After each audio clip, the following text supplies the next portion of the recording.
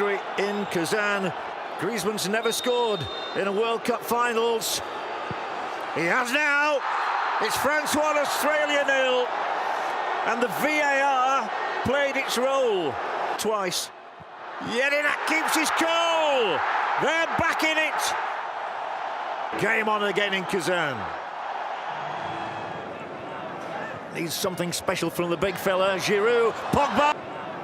Needs something special from the big fella, Giroud. Pogba! And it's over the line, is it? Well, that could be one further. Yes, it is over the line, and that may be the winning goal from Paul Pogba. Pogba lifted it with his toe end, and it dropped over the line.